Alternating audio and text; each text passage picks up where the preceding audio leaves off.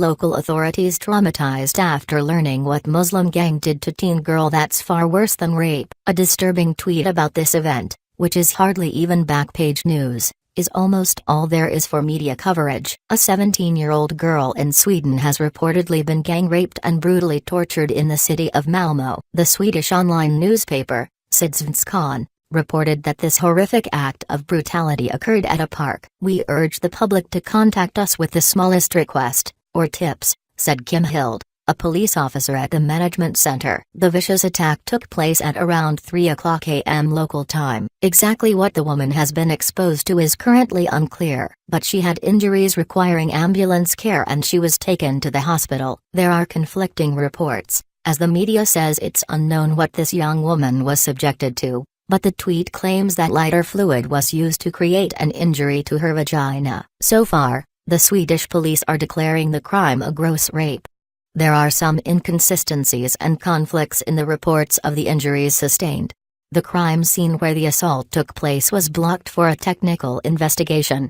The police hope to find possible DNA tracks that can be used as evidence. A search dog from another part of the country who is specially trained to find traces of sperm has searched through the site. "I do not know the results of the technical survey," says Frederick Bratt. "My blood is reaching boiling point now. I just read the most grotesque thing happened in Sweden. A 17-year-old girl was raped and tortured in Swedish city Malmo. While she was being raped, the rapists poured lighter fluid in her vagina and set it on fire." MSM is quiet. Retweet. "My blood is reaching boiling point now. I just read the most grotesque thing happened in Sweden. A 17-year-old girl was raped and tortured in Swedish city Malmo. While she was being raped, the rapists poured lighter fluid in her vagina and set it on fire." Malmo has been losing its small Jewish population, and the Simon Wiesenthal Center issued a travel warning due to threats and attacks on Jews from Muslim immigrants. Authorities are also urging women to not be outside alone after dark. Sweden's official statistics do show increases in lethal violence,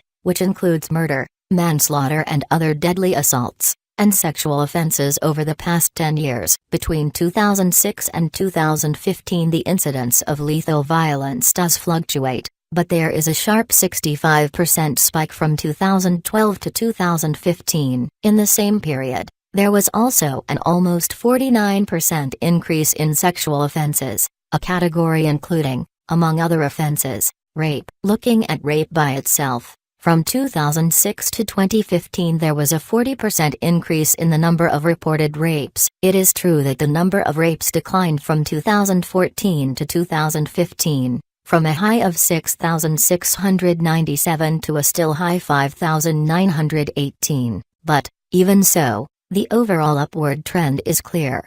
In 1975, the Swedish parliament unanimously decided to change the former homogeneous Sweden into a multicultural country. 40 years later the dramatic consequences of this experiment emerge. Violent crime has increased by 300%. If one looks at the number of rapes, however, the increase is even worse. In 1975, 421 rapes were reported to the police. In 2014, it was 6,620. That is an increase of 1,472%.